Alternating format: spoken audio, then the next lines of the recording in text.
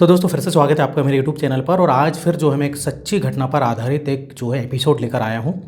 तो पूरा video and तक देखना। तो दोस्तों इधर कहानी शुरू होती है छत्तीसगढ़ से। छत्तीसगढ़ में रहने वाली जो है एक 32 साल की लता, उसको जो है इस बात का अंदाज़ा नहीं होता है कि मैट्रिमोनियल जो साइट पर लड़का देखकर उससे जो है शादी करने पर उसको जो है नर्क का सामना करना पड़ेगा। वैसे तो आजकल दोस्तों जो है टेक्नोलॉजी का ज़माना है, सारे काम घर बैठे बैठे हो जाते हैं। लेकिन देखिए, अगर आप भी जो है मैट्रिमोनियल साइट पर लड़का या फिर लड़की देख रहे हैं या फिर देखकर शादी करने के लिए सोच रहे हैं, तो आज की वीडियो जो है पूरा एंड तक ज़रूर देखना। क्योंकि आज की इस वीडियो को देखने के बाद जो है आपकी रूह कांप जाएगी। एक 32 साल की सरकारी शिक्षिका यानी कि गवर्नमेंट टीचर मैट्रिमोनियल साइट पर अपने लिए एक लड़का देखती है। लड़का बिल्कुल वैसे ही होता है जैसा उसने सपनों में देखा था।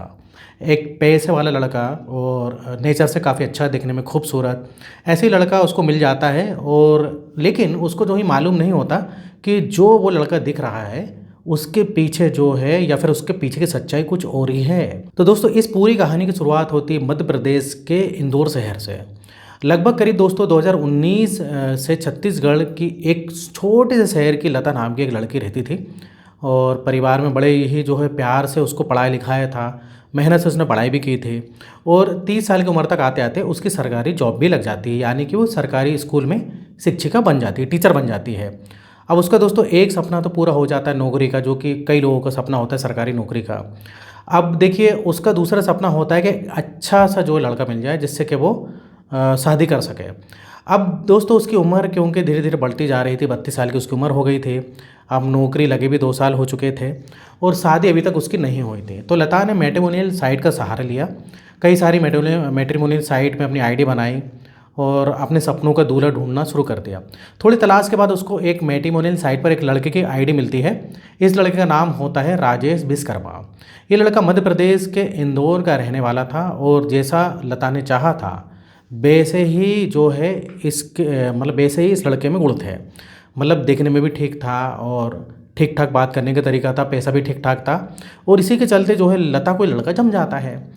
अब वो राजेश विश्वकर्मा से जो है संपर्क करती है और दोनों जो है कॉल के माध्यम से बात करना शुरू करते हैं।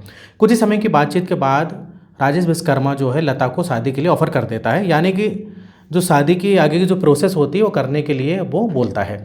उसके बाद जो राजेश विश्वकर्मा है वो मध्य प्रदेश के इंदौर शहर से छत्तीसगढ़ जो है लता से मिलने के लिए आ जाता है। उसके जो परिवार से मिलता है उससे मिलता है।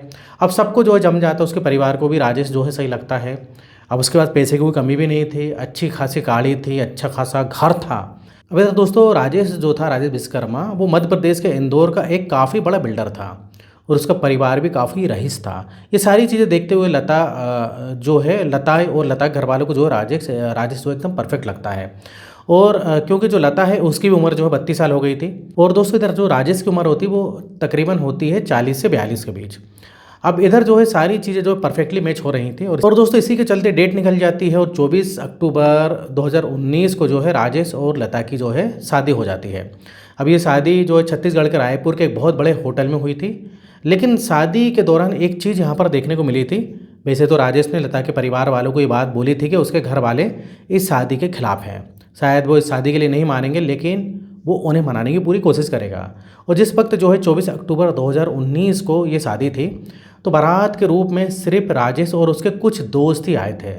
यहाँ पर लता के घर वाले थोड़े परेशान हो जाते हैं क्योंकि परिवार का कोई भी सदस्य जो है राजेश के साथ या राजेश की शादी में नहीं आया था। अब राजेश से पूछते हैं तो बताता है कि भाई उसके घर वालों ने शादी के लिए मना कर दिया था, बिल्कुल भी खुश नहीं है, इसलिए वो जो है यहाँ पर नहीं आए हैं। लेकिन एक बार हमारी शादी हो जाएगी तो वो अपने घर वालों को मना भी लेगा। अब क्योंकि राजेश जो है पैसे वाला भी था तो लता को जैसा लड़का चाहिए तो वैसा भी था। तो इस बात पर जो है लता और उसके घर वालों ने ज़्यादा ध्यान नहीं दिया और शायद यही लता और उसके परिवार वालों की सबसे बड़ी गलती थी। अब शादी हो जाती है। शादी के 2 दिनों तक जो है ये दोनों जो है लता और राजेश रायपुर के एक ही होटल में जो है रहते हैं और जो सारी रस्में हैं वो निभाने के बाद जो राजेश है वो लता को लेकर छत्तीसगढ़ से जो है मध्य प्रदेश के इंदौर ज़िले में आ जाता है। अब इंदौर आने के बाद राजेश लता को अपने फार्म हाउस पर लेकर जाता है। दरअसल राजेश क्योंकि पैसे वाला था और उसका एक फार्म हाउस भी था इंदौर में ही, तो उस फार्म हाउस में जो लता को लेकर जाता है। उस फार्म हाउस में जो किसी भी चीज़ की कमी नहीं थी। वहाँ पर काम करने के लिए नौकर भी था, वहाँ पर रहने के लिए अच्छे कमरे थे। वो सारा सामान जीवन बिताने के लिए वहाँ पर मौजूद था। तो लता को भी वहाँ रहने में कोई दिक्कत नहीं थी और दोनों बहुत ही खुश थे और शुरुआती 10-15 दिन में जो है अच्छे से कट जाते हैं। अब 10-15 दिन कटने के बाद जो है लता राजेश से कहती है कि आप अपने घर वालों से जो है बात करो और मुझे अपने घर वालों से मिलाओ। जिस पर राजेश कहता है कि सही वक्त आने पर मैं खुद तुम्हें अपने घर लेकर चला जाऊंगा। लेकिन वो सही वक्त कभी आता ही नहीं है, क्योंकि जो राजेश है वो जो है कभी भी जो है अपने घर ले जाने वाला नहीं था। अब उसके कुछ दिन बाद जो राजेश का असली चेहरा सामने आता है। तकरीबन 1 महीने शादी को बीत जाते हैं और जो राजेश की डिमांड है वो लगातार बढ़ रही थी। इधर दोस्तों जो राजेश जो है वो अपनी पत्नी के साथ आप प्राकृतिक जो है संबंध बनाने की बात किया करता था। वो कुछ वेस्टर्न मूवीज़ जो होती हैं उन मूवीज़ को लता को दिखाया करता था। वो जो मूवीज़ में होता है वही सब उसके साथ करने के लिए कहता था।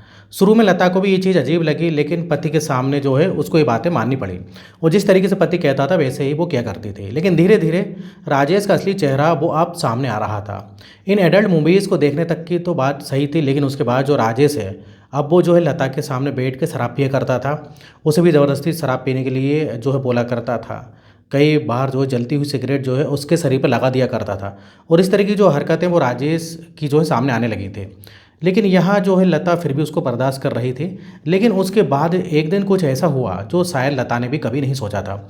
एक दिन राजेश का एक दोस्त है वो वहाँ पर फार्म हाउस में आता है और पहले उसके लिए खाना बनाती है लता, और खाना खाने के बाद वो शराब पीने जो है दोनों राजेश और उसका दोस्त बैठ जाते हैं। अब जो राजेश जो होता है वो अपनी बीवी जो है लता से बोलता है कि चलो मेरे दोस्त के सामने तुम डांस करो। पहले तो लता थोड़ी सी हिचकिचाती है, लेकिन राजेश के कहने पर वो मान भी जाती है।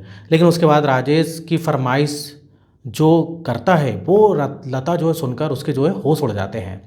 दरअसल जो राजेश है वो लता से कहता है कि मेरे दोस्त के सामने डांस करो, वो भी बिना कपड़ों के।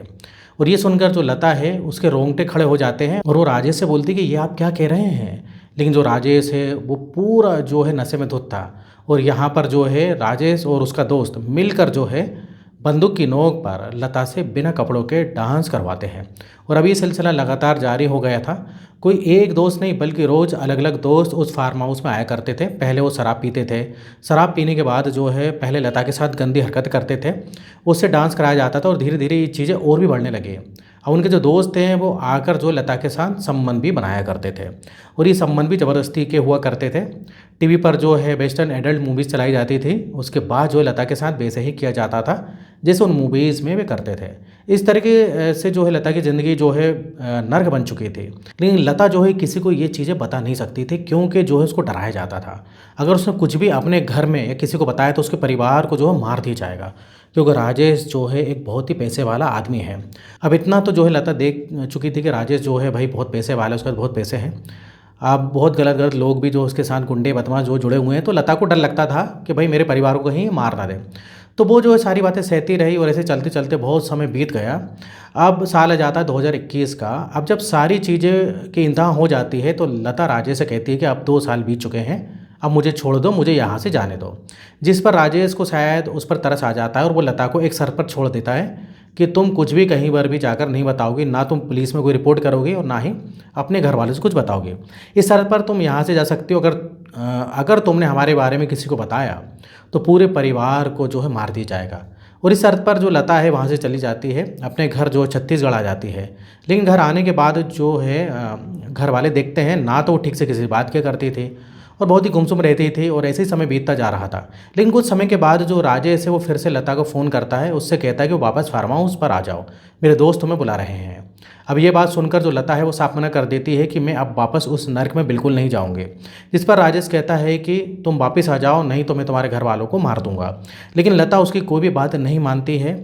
अब वो फ़ोन रख देती है और कुछ समय ऐसे बीतता जाता है और 2021 का एक दिन कुछ हथियारबंद लोग लता के भाई पर हमला कर देते हैं जब वो बाजार जा रहे थे। हालांकि उस हमले में किसी को चोट नहीं लगती है, लेकिन दोस्तों इस हमले से जो है पूरी वारदात खुल जाती है, क्योंकि फिर जो है इन पे रिपोर्ट लिखवाते हैं जो लोग मारने आते हैं। तो पुलिस उनको फिर क्या करती है कि रिपोर्ट लिखने के बाद उनको जो है पकड़ भी लेती है। और पकड़ने के बाद पुलिस जब पूछताछ करती है इनसे सख्ती से, तो बताते हैं कि भाई हमारा कोई जो है इनसे लेना देना नहीं है, हमको जो है हमला करने के लिए पैसे मिले थे और हमसे बोला गया था, और एक राजेश विश्वकर्मा है उस व्यक्ति ने हमको पैसे दिए थे।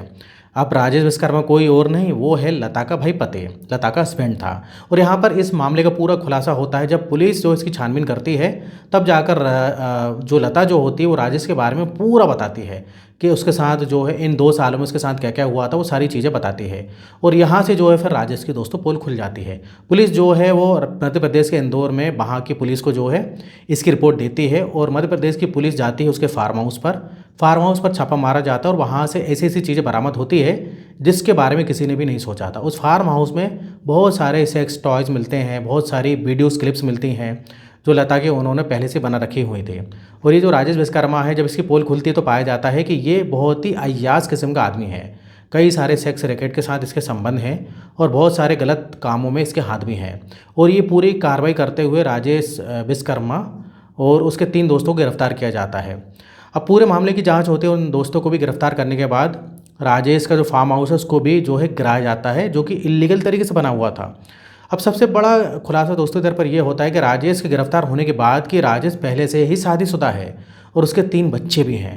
दरअसल ये सारा मामला न्यूज़ में हाईलाइट हो जाता है तो राजेश विश्वकर्मा की वाइफ भी सामने आती है और वो बताती है कि राजेश शुरू से ही अय्याश किस्म का आदमी है, पैसे की कोई कमी नहीं है, घर वाले ज़्यादा उससे मतलब भी नहीं रखते थे। लेकिन इस पूरे मामले के बाद उसकी बीवी आकर बताती है कि भाई हमारे 3 बच्चे भी हैं। और यहाँ से जो है दोस्तों पूरे मामले का खुलासा हो जाता है। और अंत में भाई कार्रवाई होती है, पुलिस जो है कई सारी धाराएं इसमें लगाती है और इसके फार्म हाउस को जो गिरा देते हैं, और इसके बाद जो है लता की ज़िंदगी जो है उस नर्क से बाहर आ जाती है। तो दोस्तों इस कहानी से हमको एक शिक्षा मिलती है कि कभी भी दोस्तों इंटरनेट से अगर आप कोई लड़का लड़की ढूंढ रहे हैं या शादी करनी है तो पहले पूरा बैकग्राउंड चेक करो, और यहाँ तक कि पुलिस थाने में भी जाके भी पता करो कि भाई इनके खिलाफ जो कोई मुकदमा है तो नहीं, और पूरे इनके रिश्तेदारों से मिलो, और जहाँ ये काम करते हैं नौकरी करते हैं वहाँ जाकर भी इंक्वायरी करो कि ये सही है कि नहीं। तो दोस्तों ये था आज का वीडियो इधर ही ख़त्म करते हैं। और इस टाइप से बहुत सारी वीडियो बनाते रहता हूँ दोस्तों, लेकिन आप जो है चैनल को सब्सक्राइब नहीं करते हैं तो प्लीज़ चैनल को सब्सक्राइब कर लें, वीडियो को लाइक कर दें। तो दोस्तों फिर मिलेंगे कुछ इसी तरीके की कहानी और एपिसोड के साथ। आज के लिए बस इतना ही। यहाँ तक वीडियो देखने के लिए आपका बहुत बहुत धन्यवाद।